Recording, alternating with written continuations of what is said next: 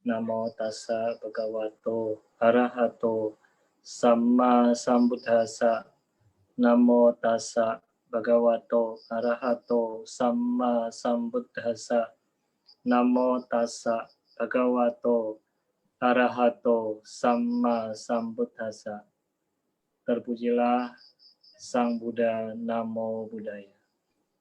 Namo Buddhaya. Ya, pada malam hari ini kita akan membahas siswa-siswi mulia. Kemarin kita sudah membahas tentang riwayatnya Anathapindika dan juga riwayat Tapusa dan Balika dan juga riwayat dari Sujata. Ya. Sekarang kita membahas atau menceritakan tentang riwayat dari dermawan yang wanita. Kemarin kan Anathapindika dermawan yang pria. Sekarang dermawan yang wanita, yaitu Wisaka.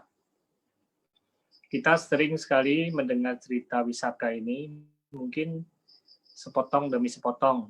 Namun lengkapnya itu seperti apa? Ya, bagaimana ceritanya? Jadi seperti yang kita ketahui di awal kemarin, kalau yang umat awam, pria yang suka memberi, suka berdana adalah Anathapindika, atau dikenal dengan nama Sudata, itu nama kecilnya. Kemudian untuk yang wanita, ya, jadi dermawan, dermawati, ya, yang suka memberi, yaitu Wisaka. Nah, Wisaka ini adalah cucu dari Mendaka. Kalau Anda pernah dengar Mendaka, Mendaka itu adalah orang kaya yang ada di Rajagaha. Rajagaha itu tempatnya Raja Bibisara, yang kekayaannya tidak habis-habis. Jadi Mendaka ini sangat sakti, ya. Jadi dia, istrinya, anaknya, menantunya, dan satu pembantunya yang nama Puna itu masing-masing punya kemampuan. Jadi istrinya itu kalau mau berdana, dia masak nasi. Nanti nasinya itu ditaruh di satu tempat. Kalau orang datang, nasinya diberikan kepada orang-orang itu yang memerlukan nasi. Nasinya nggak pernah habis-habis. Nah, itu kalau istrinya Mendaka. Kalau Mendaka sendiri, dia mengosongkan lumbungnya, kemudian setelah dia membersihkan dirinya, dia melakukan suatu puja, kemudian dia mengharapkan, semoga lumbung saya terisi lagi. Maka lumbungnya pun bisa terisi lagi. Nah, itu kemampuannya Mendaka. Makanya kekayaannya nggak habis-habis. Nah, kemudian anaknya lagi yang namanya Dananjaya. Dananjaya ini juga terkena sakti karena dia itu sering membagikan uang di dalam satu kantong. Kantongnya itu nggak pernah habis uangnya. Dia berikan kepada orang-orang yang memerlukan. Nah, Mendaka itu kakeknya dari Wisaka, sedangkan Dananjaya itu adalah ayah dari Wisaka. Nah, Wisaka ini waktu kecil, ya waktu dia masih kecil, tidak disebutkan umurnya berapa, itu kakeknya menyuruh Wisaka untuk mengunjungi Sang Buddha, karena Sang Buddha kebetulan datang ke Rajagaha, dan Wisaka ini diutus oleh kakeknya untuk bertemu dengan Sang Buddha. Nah, jadi Wisaka membawa pembantunya yang berjumlah 500 menemui Sang Buddha untuk berdana makan kepada Sang Buddha, melayani Sang Buddha. Nah, setelah itu Sang Buddha memberikan khotbah kepada Wisaka. Dan pada saat itulah Wisaka memperoleh mata dhamma. Dan dia menjadi seorang sotapana. Jadi dia menjadi sotapana itu di usia yang masih muda. Kemudian suatu hari di daerah lain yang bernama Sawati, ya, di Sawati, tepatnya Anathapindika, itu ada seorang hartawan bernama Migara. Migara ini mencari menantu, ya, untuk anaknya, karena anaknya ini sudah cukup umur, mau dicarikan istri. Nah, kalau zaman sekarang mah gampang, tinggal suruh cari sendiri. Tapi kalau zaman dulu dicarikan. Nah, Migara ini mengutus orang-orang kepercayaannya untuk mencari. Cari kriterianya seperti ini. Nah, cantik dan segala macam. Dicari di Sawati nggak ketemu. Ya, keliling Sawati nggak ada yang pas, nggak ada yang cocok. Akhirnya orang kepercayaannya Migara ini pergilah ke Rajagaha. Nah, kemudian keliling-keliling pun nggak ketemu. Wah, sudah putus asa mereka.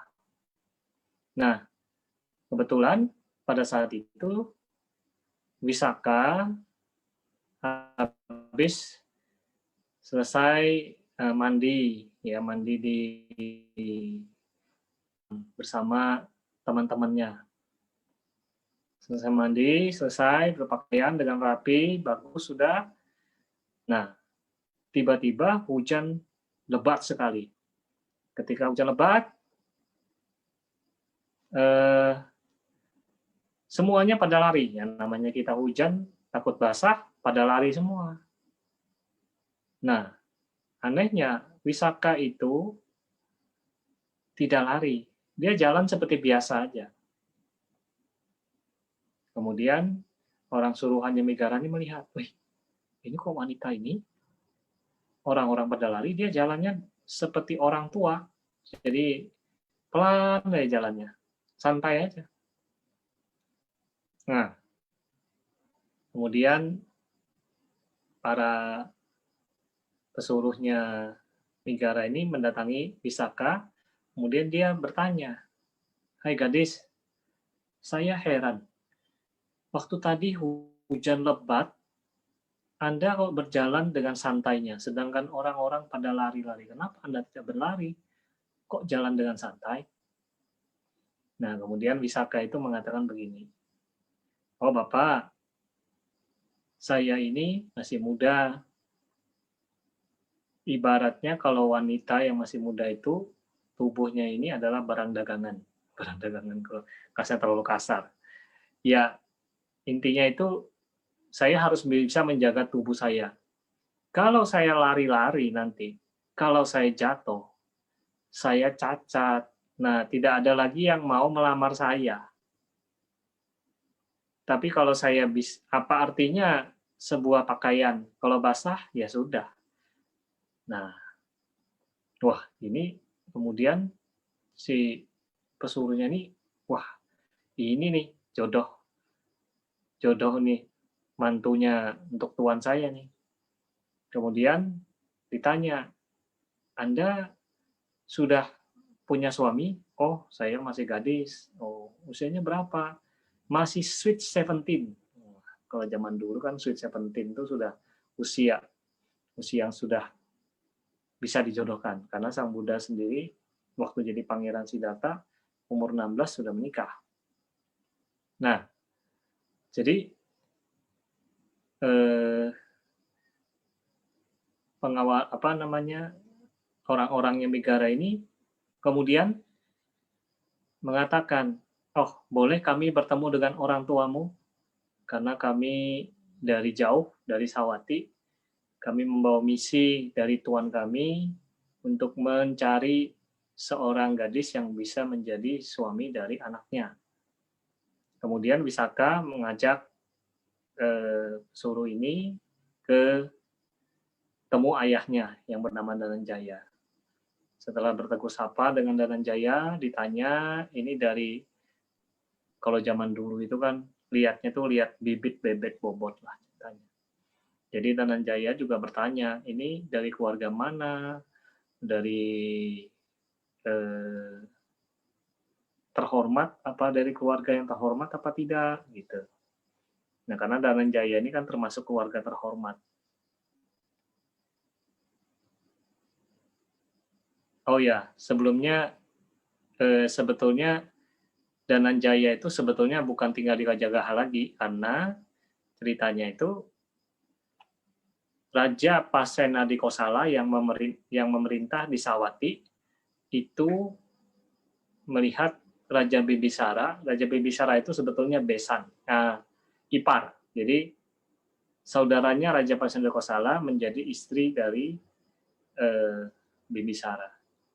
Nah, dia minta cobalah, karena di sana di Rajagaha itu banyak sekali orang-orang kaya yang hartanya tidak habis-habis. Tolong dong kasih saya satu. Nah, kemudian Raja Bibisara juga mikir-mikir, wah kasih satu, sayang dong. Akhirnya diutuslah Dananjaya ini. Nah, Dananjaya ayah dari Wisaka. Kemudian Dananjaya ini kemudian dia memilih satu wilayah di luar Sawati yang bernama Saketa.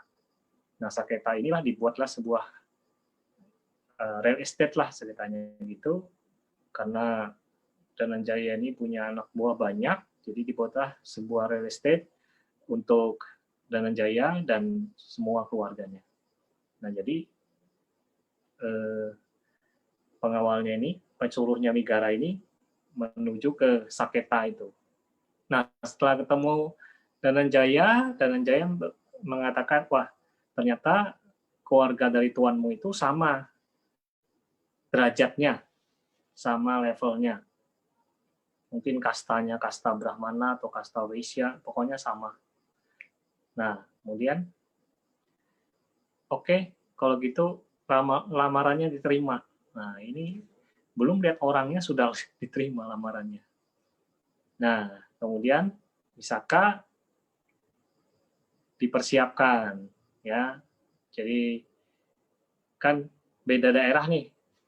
Berarti nanti Wisaka akan ke Sawati, ya, karena ikut suami.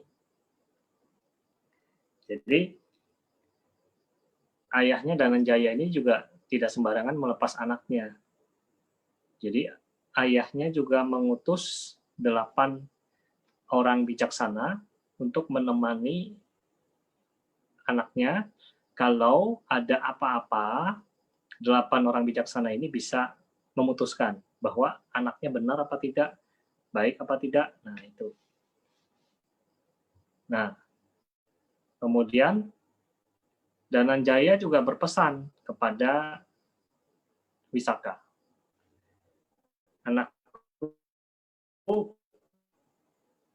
ada 10 hal yang perlu kamu perhatikan kalau wanita itu tinggal. Kalau zaman sekarang ini tinggal satu rumah dengan mertua jarang ya. Tapi kalau zaman tinggal satu rumah pasti sama mertua. Nah, dikatakan di sana ada 10 hal yang Dananjaya pesankan kepada anaknya. Yang pertama, ini mungkin bisa dipraktekkan bagi yang tinggal sama mertua. Ya, tidak boleh membawa api keluar. Apa maksudnya tidak boleh membawa api keluar? Maksudnya tidak boleh memberitahukan ke orang luar sana keburukan, kecacatan dari suami, dari mertua, dari keluarga suaminya. Ya, mertua saya kalau tidur ngorok. Nah, itu memberikan kecacatan dari keluarganya, tidak boleh. Ya, jangan membawa api keluar. Nanti akan berbahaya, tidak baik buat kehidupan rumah tangga. Yang kedua adalah tidak boleh membawa api masuk ke rumah. Artinya adalah kalau ada omongan di luar sana, mendengar omongan tentang kecacatan, kejelekan dari suami atau mertua, jangan disampaikan kepada suami atau mertua. Karena itu akan menambah, ya akan menjadi berbahaya ya, ada masalah jadinya. Jadi kalau mendengar berita-berita tentang keluarganya sudah stop sampai di situ, jangan diteruskan. Ya kalau WA sekarang nih jangan di-share lagi ya, jangan di-forward lagi. Sudah terima, selesai, sampai di sini saja. Nah, itu maksudnya jangan membawa api masuk ke dalam. Tadi api keluar, sekarang api masuk ke dalam. Kemudian hanya memberikan pinjaman kepada mereka yang bisa mengembalikan. Jadi kalau dia bisa mengembalikan, oke, saya berikan pinjaman. Dan yang keempat, tidak boleh memberikan kalau orang itu tidak bisa mengembalikan. Nah, ini sebetulnya juga hal yang bijaksana. Kita jangan bodoh. Kalau ada orang minjem, kita yakin dia tidak bisa kembalikan, ya jangan dikasih pinjam. Kalau dia bisa kembalikan, baru kasih pinjam. Nah, kemudian yang kelima, harus memberikan kepada orang yang membutuhkan. Apakah dia bisa mengembalikan atau tidak.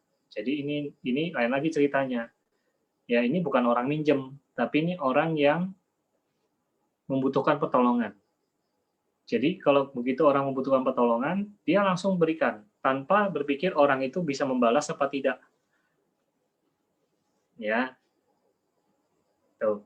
Yang keenam, duduk dengan tertib. Duduk dengan tertib itu artinya kalau ada mertua lewat atau suami datang, dia harus berdiri. Kalau suaminya duduk atau mertuanya duduk, baru dia duduk.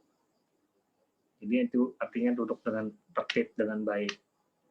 Kemudian makan dengan tertib. Makan dengan tertib itu, ini zaman dulu ya, tidak bisa dibandingkan zaman sekarang. Zaman dulu, itu istri itu melayani suami dulu. Suaminya, mertuanya makan, dilayani.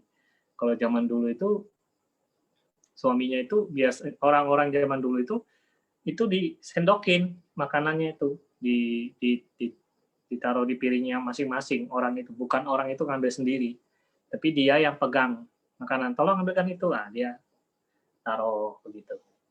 Nah, ini melayani mertuanya dan suaminya. Kemudian harus tidur dengan tertib, dengan baik. Jadi tidur dengan tertib itu maksudnya dia tidurnya terakhir. Mertua sudah tidur, ya kan? Semua sudah tidur. Nah, sudah beres, baru dia tidur. Gitu. Kemudian yang kesembilan, harus memperlakukan api dengan hormat. Nah, api ini maksudnya adalah suami, kemudian mertua.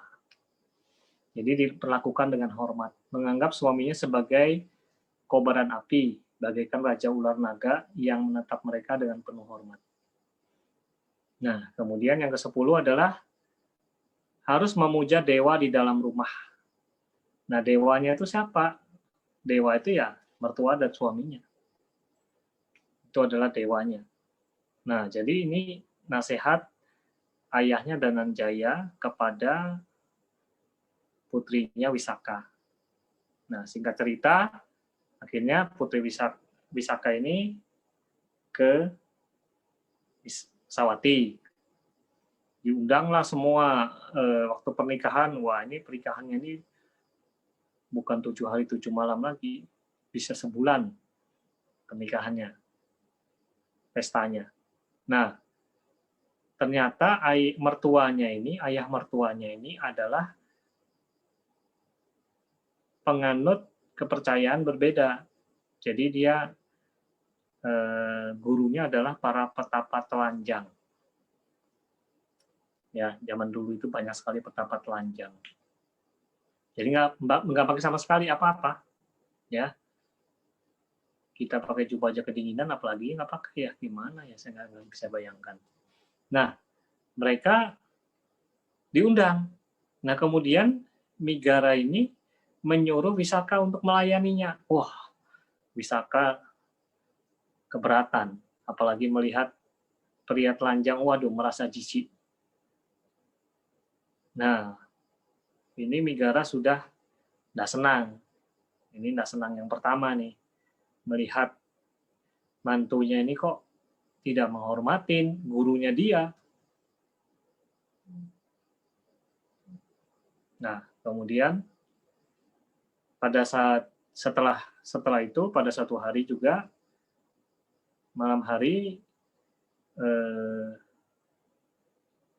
ada keledai dari mertuanya itu mau melahirkan. Kemudian malam-malam itu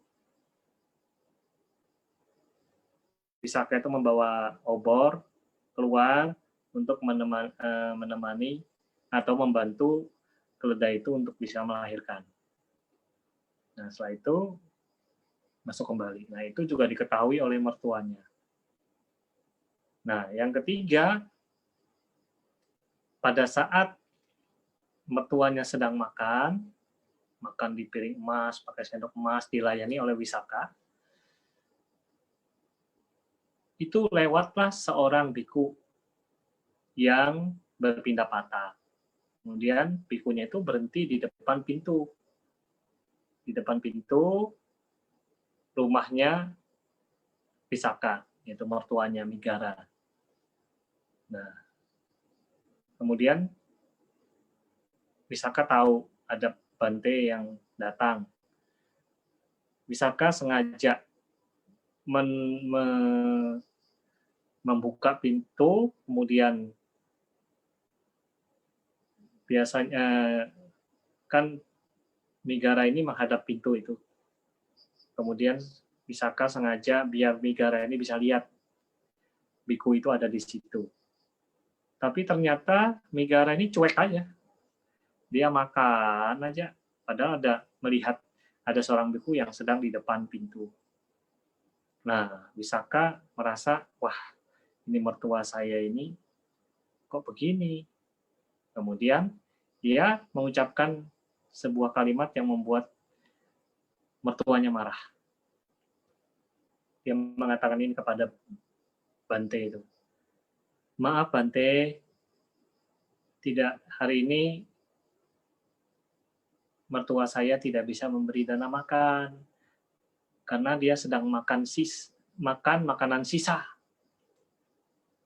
Dia sedang makan makanan sisa. Wah, mendengar itu marahlah Migara. Apa kamu bilang saya makan makanan sisa? Ini saya makan makanannya mewah nih. Kenapa kamu bilang saya makan makanan sisa? Nah, akhirnya Migara mengusir Wisaka. Sudah, kamu pulang saja sana ke orang tuamu. Nah, tapi Wisaka ini pintar. Maaf, mertua, kalau kamu mau mengusir saya, itu ada 8 orang bijaksana, dialah yang memutuskan apakah saya perlu keluar dari sini apa tidak. Nah, kemudian dipanggillah 8 orang bijaksana itu, ditanya. Wisaka ditanya, apa maksud kamu mengatakan mertua kamu ini makan makanan sisa? Oh iya, yang bijaksana, saya mengatakan itu karena mertua saya ini dikasih kesempatan berdana, tidak mau. Dan saya mengatakan, dia hanya makan makanan sisa karmanya yang dulu, tidak menambah karma baik yang baru. Dia hanya menikmati sisa karma yang dulu. Oh, itu yang kamu maksud? Iya, bukan makanannya yang makanan sisa, tetapi adalah makan makanan sisa karma dari yang telah dia perbuat. Jadi dia tidak buat karma baik yang baru. Oh, begitu. Nah, mulailah mengerti si mertua. Nah, bagaimana mertua? Oh, begitu. Kemudian mertuanya mengatakan, saya dengar ayah kamu memberi nasihat jangan membawa api keluar. Kenapa kamu malam-malam kemarin bawa api keluar? Nah, ternyata mertuanya tidak mengerti apa maksudnya api keluar itu. Nah, baru dijelaskanlah oleh Wisaka bahwa api yang dibawa keluar itu bukan itu maksudnya. Oh, akhirnya Wisaka nggak jadi diusir. Nah, kemudian Wisaka mengatakan, ini saya tidak jadi diusir, tapi saya minta syarat supaya saya bisa diterima lagi. Maksudnya saya mau masuk lagi asal ada syarat. Apa syaratnya? Syaratnya izinkan saya mengundang Sang Buddha bersama Sangga untuk makan di tempat mertua ini. Wah, pertama mertuanya nolak, tapi karena dia merasa bersalah, ya sudah, saya terima dah, silakan. Nah, kemudian mertuanya ini mengadulah kepada gurunya, Pertapa Telanjang. Gurunya mengatakan, kamu jangan, hati-hati kamu itu, Sang Buddha itu, hati-hati, itu sakti itu, bisa mempengaruhi orang. Kamu jangan ikut-ikutan ya. Kamu sembunyi aja, jangan dengerin. Oh iya, ya baik. Nah, kemudian pada saat Wisaka mengundang Sang Buddha dan Sang Buddha datang, Wisaka berdana makan. Ketika berdana makan, selesai berdana makan, Sang Buddha memberikan khotbah kepada Wisaka. Dan mertuanya itu nguping di balik dinding, dengerin. Nah, Sang Buddha tahu ini mertuanya lagi nguping. Nah, kemudian Sang Buddha dengan kemampuan batinnya seakan-akan berkhotbah ke mertuanya itu. Karena mendengar khotbah Sang Buddha, nah akhirnya mertuanya mencapai kesucian Sotapanna. Nah, karena mencapai kesucian Sotapanna, mertuanya ini akhirnya merasa berutang budi kepada Wisaka. Gara-gara Wisaka, dia memperoleh mata dhamma.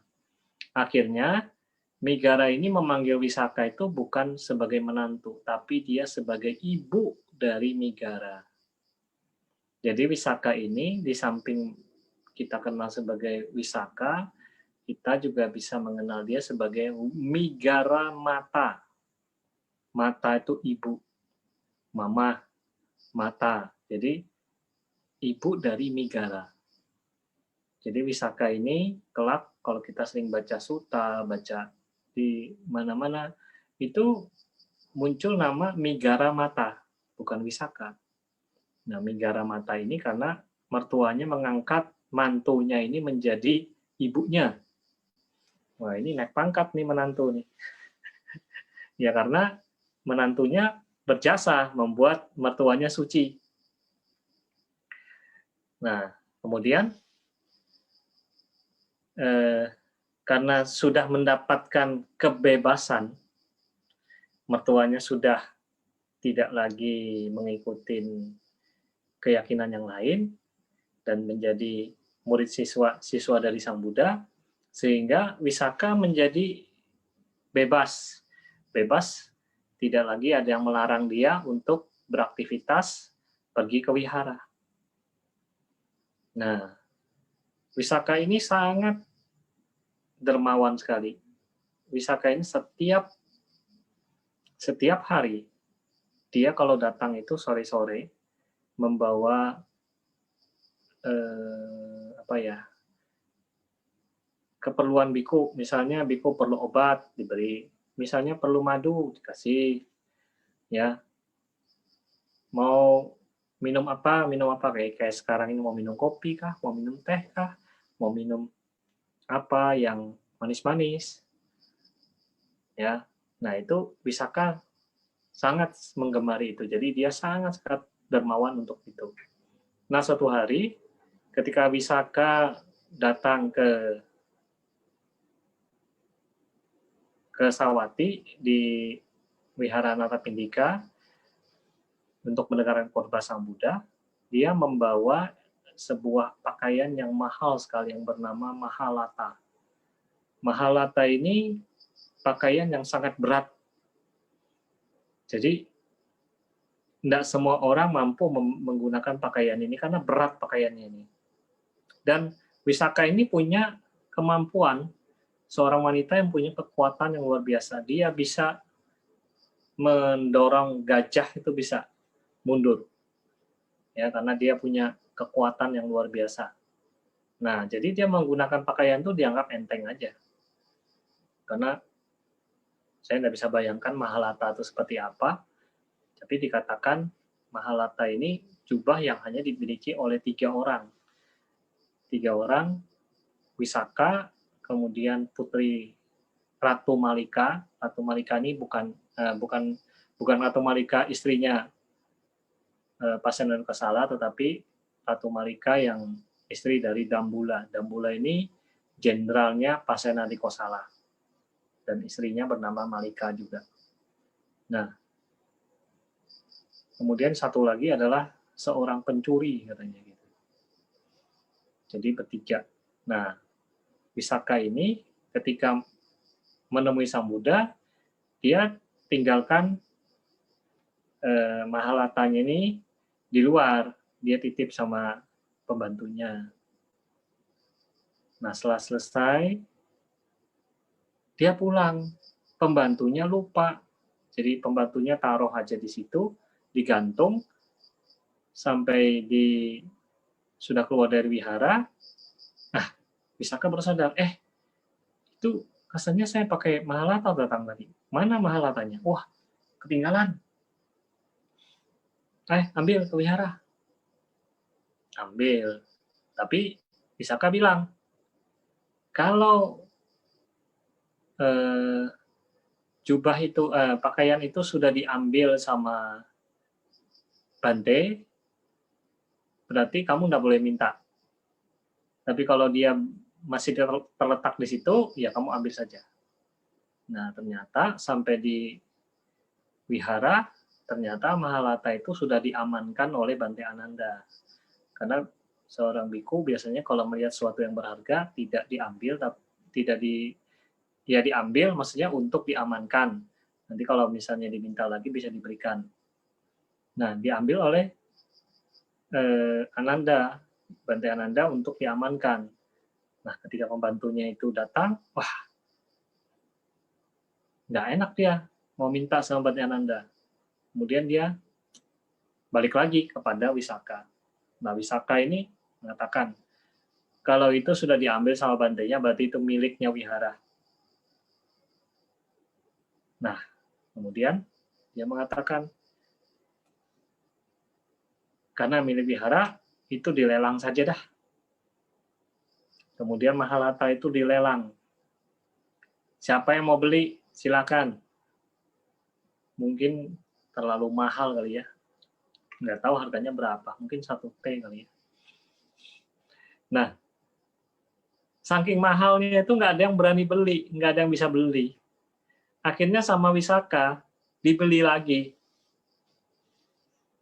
Sudahlah, saya beli lagi deh.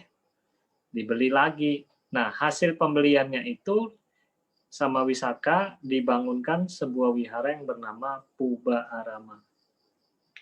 Di Sawati juga. Jadi ada 2 wihara di Sawati, wihara besar. Satu wihara Anatapindika, Jetawana, dan satu lagi adalah Puba Arama yang dibangun oleh Wisaka. Nah, Wisaka ini waktu membangun itu dia mohon kepada Sang Buddha, mohon supaya ada biku yang bisa mengawasi pembangunan. Kemudian Sang Buddha bilang, kamu pilih deh kira-kira siapa yang kamu mau. Nah, kemudian Wisaka mengatakan, saya memilih yang Arya Moggallana untuk mengawasi terlaksananya pembangunan Puba Arama. Nah, akhirnya jadilah Puba Arama. Nah, Puba Arama ini juga tempat di mana Sang Buddha sering berwasa ketika Sang Buddha usianya sudah lanjut, ya. Jadi Sang Buddha itu ketika masih usia di bawah antara wasa setelah wasa 20 ke atas, ya setelah Mahatera lah ceritanya, 20 wasa ke atas, Sang Buddha sudah mulai jarang bepergian. Tapi sebelumnya itu Sang Buddha bepergian terus. Ya. Nah, setelah menginjak usia 50-an, Sang Buddha mulai berdiam, tidak pergi jauh-jauh, perginya di Sawati atau di Puba Arama. Jadi wasa di Sawati atau wasa di Puba Arama.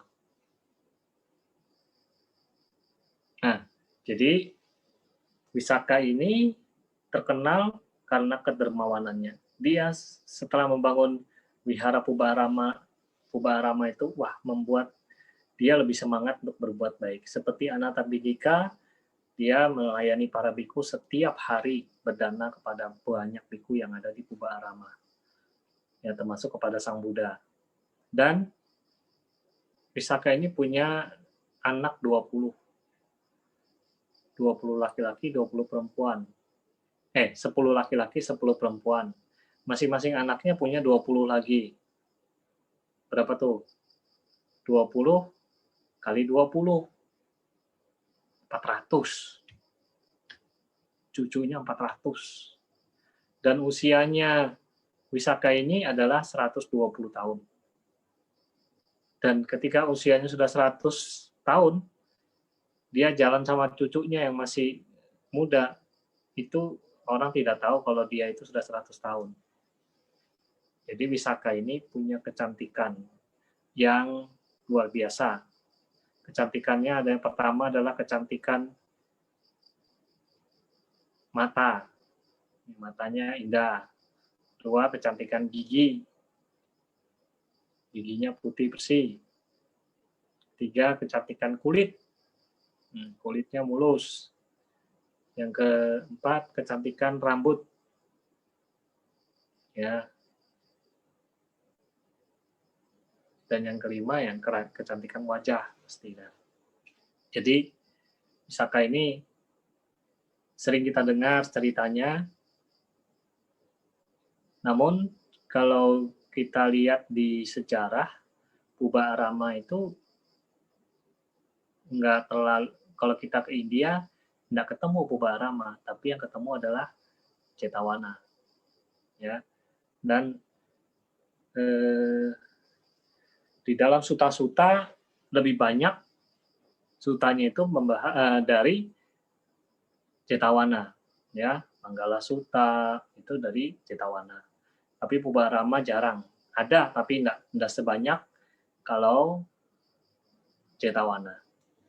Nah, itulah cerita dari Wisaka yang menjadi wanita yang paling dermawan. Ya. Jadi dia suka memberi. Selanjutnya cerita tentang upasaka yang bernama Cita. Cita ini sebelum dia menjadi Cita yang sekarang, dulunya itu dia pernah menjadi seorang anaknya pemburu. Setelah dia dewasa, dia juga jadi pemburu. Namun, pada satu hari, pada saat dia mau lagi pergi berburu, dia melihat seorang biku yang duduk di goa sedang bermeditasi. Dia melihat, ini kesempatan nih. Kesempatan apa? Kesempatan berdana. Kemudian dia pulang ke rumah. Dia memasak nasi, memasak daging, kemudian dia mau bawa ke biku itu. Nah, pada saat dia mau pergi, ada 2 biku lagi datang ke rumahnya, berpindah patah. Nah, kemudian dia juga berdana kepada biku itu, mempersilakan biku untuk masuk, untuk makan di rumahnya, kemudian dia menyuruh keluarganya untuk melayani biku itu, sedangkan dia pergi ke biku yang ada di gua itu, yang sedang bermeditasi. Nah, kemudian di perjalanan dia mengambil bunga-bunga liar yang baik, yang indah, warna-warni, Sampai di goa itu dia persembahkan makanan itu dan bunga-bunga itu. Setelah itu dia bertekad, semoga kehidupan-kehidupan akan datang, saya tidak pernah kekurangan, dan setiap kelahiran saya itu dihujani dengan bunga warna-warni, 5 warna. Nah, itu tekadnya dia di depan seorang arahat ya. Kemudian setelah itu dia terlahir lagi ya di alam surga dan di alam manusia sampai pada zaman Sang Buddha Gautama. Nah, dia waktu lahir itu bunga-bunga itu pada berguguran, jadi seperti hujan bunga. Wah, orang tuanya senang nih. Ini anak ajaib nih. Kemudian anak ini diberi nama Citta. Ya, Citta, sukacita, jadi senang gitu, berbahagia. Nah, Citta ini tinggal di sebuah daerah bernama Machikasanda. Saya nggak tahu di mana itu Machikasanda. Machikasanda, nah dia tinggal di sana. Dia sebetulnya dia terlahir dari keluarga kaya, jadi orang tuanya kaya raya. Nah, dia pada saat itu mewarisi kekayaan orang tuanya. Setelah orang tuanya meninggal, dia mewarisi kekayaannya. Suatu hari, dia bertemu dengan seorang arahat yang bernama Bante Mahanama. Bante Mahanama adalah salah satu dari Pancawagya. Ya, dan kondanya Wapa, Badia, Mahanama, Asaji. Nah, Mahanama ini salah satu arahat Pancawagya. Nah, dia terpesona dengan ketenangan dari Bante Ananda, kemudian dia mengundang Bante Ananda untuk berdana makan, kemudian dia berdana wihara. Jadi dia punya sebuah kebun mangga namanya. Kebun mangga. Nah, kebun mangga ini dia persembahkan kepada Sangga, kepada Bante Ananda, Mahanama untuk tinggal di sana, dan dia pun belajar dengan Bante Mahanama. Bante Mahanama memberikan khotbah yang sangat mendalam untuk Citta, dan nama wiharanya bernama Ambataka. Ambataka itu artinya adalah hutan mangga liar. Ambataka, amba itu mangga.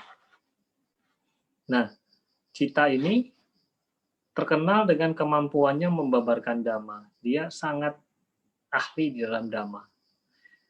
Karena ahlinya itu, Anda kalau ada kesempatan bukalah Samyutta Nikaya. Samyutta Nikaya, kan itu ada 5 buku tuh.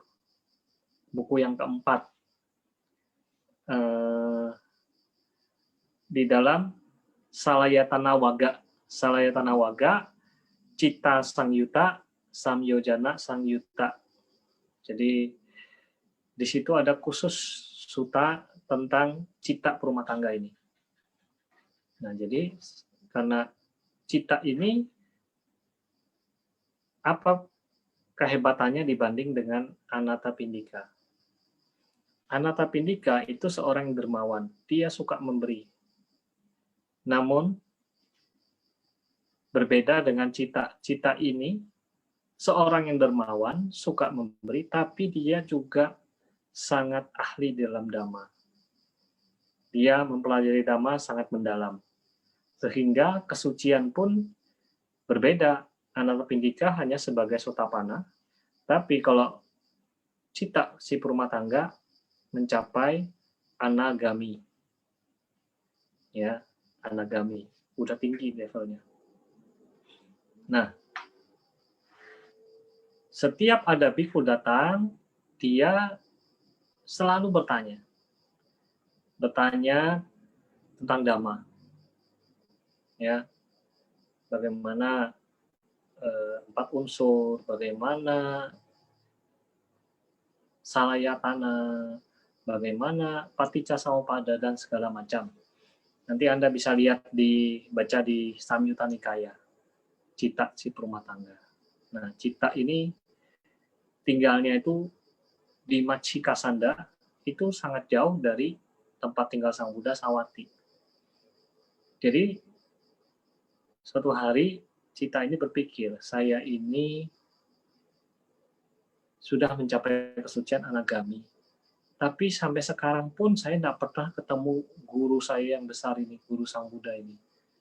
Ya, saya pengenlah mau ketemu, perjalanan jauh sekali. Jadi Citta mengumumkan di kotanya itu, siapa yang mau ikut sama saya melakukan perjalanan ke Sawati, semua biaya makan, akomodasi, transportasi saya tanggung semua.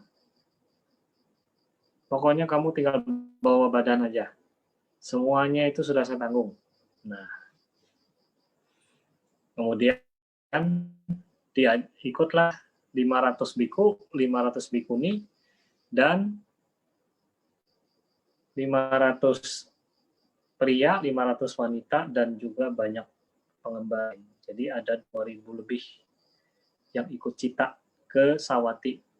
Perjalanannya itu 30 yojana. Jadi satu hari perjalanan 1 yojana. Jadi kalau perjalanannya 30 yojana berarti 30 hari baru sampai di Sawati. Nah, setiap perjalanan itu Citta tidak sempat mengeluarkan punya perbekalan. Kenapa? Karena sudah dibantu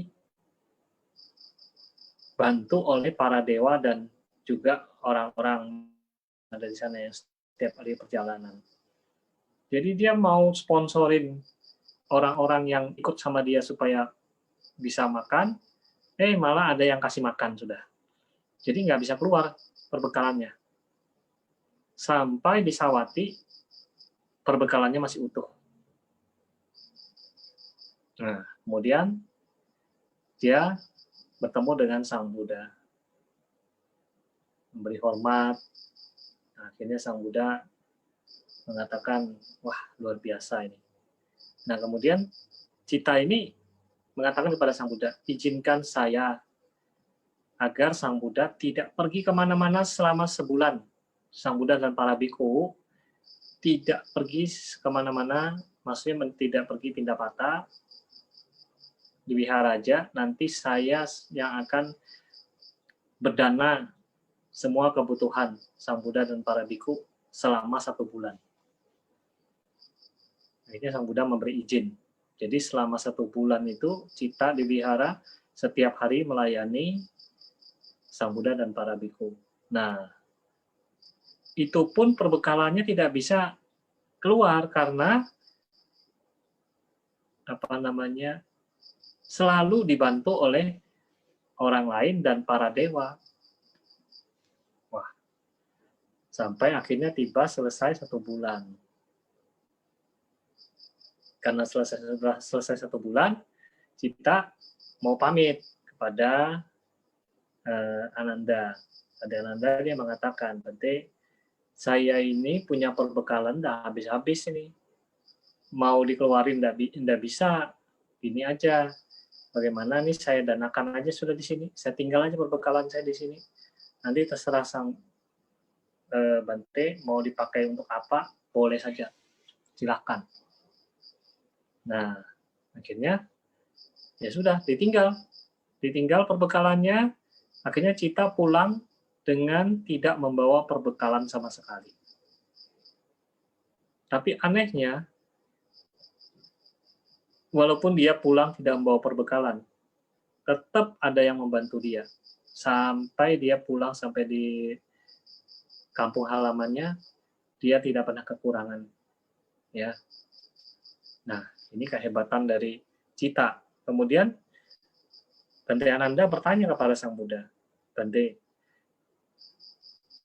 Cita ini kan ditolong oleh para dewa dan juga para manusia selama perjalanannya menuju kepada Sang Buddha, kepada Bante. Apakah kalau dia pergi ke tempat yang lain, para dewa dan manusia itu bisa ikut membantu dia juga? Ya, tidak harus ke Sang Buddha maksudnya gitu. Nah, kemudian Sang Buddha mengatakan, oh Ananda, cita ini karma baiknya sangat besar. Dia pergi kemanapun, tidak harus ke tempat saya, dia tetap ditolong oleh para dewa dan manusia. Karena karma baiknya besar. Nah, kemudian tiba saatnya Cita ketika dia mau meninggal dunia, dia pun masih sempat memberikan khotbah kepada para pengikutnya. Jadi pada saat itu Cita ini didatangin oleh para dewa penjaga rumahnya dan dewa-dewa yang ada di sekitar situ datang kepada Cita. Wahai Cita, kamu bertekadlah karena kamu punya karma baik besar, kamu bertekad saja menjadi raja dunia. Kemudian Cita mengatakan kepada para dewa, raja dunia itu tidak kekal, mudah goyah, katanya gitu. Nah, kemudian para pengikut Cita ini yang ada di sekitar situ mendengar, loh, ini Cita ini menggigau nih, ngomong sama siapa dia? Kemudian dia mengatakan, oh tuanku, Anda mengigau ya. Kemudian Cita mengatakan, oh saya tidak mengigau, itu tadi dewa itu mengajak saya untuk memilih lahir sebagai raja dunia, tapi saya mengatakan raja dunia pun tidak kekal dan bisa goyah. Nah, kemudian para pengikutnya ini mengatakan, oh, begitu hebatnya, sampai dewa pun bisa menganjurkan Anda bisa lahir sebagai raja dunia. Berarti tanaman karma baik tuanku ini sangat luar biasa. Jadi kita semua mohon, tolong kasih kami nasihatlah buat kami untuk menjalani kehidupan supaya bisa seperti Anda. Nah, Cita mengatakan, oh, kamu harus punya keyakinan kepada Buddha, Dhamma, dan Sangha. Yang kedua, sila dilaksanakan dengan baik. Yang ketiga adalah menjalankan dana dan banyak belajar. Itulah yang disampaikan oleh Cita sebagai purma tangga.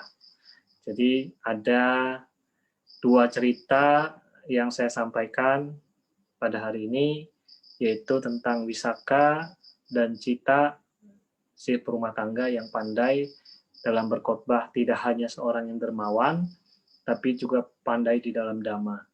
Jadi ini bisa menjadikan inspirasi bagi Anda yang suka belajar dhamma, tapi juga harus dermawan. Yang bisa dermawan juga harus pandai belajar dhamma. Ya, nah itu yang saya sampaikan pada hari ini. Semoga bisa mendatangkan manfaat. Semoga Anda semua berbahagia. Semoga semua makhluk berbahagia.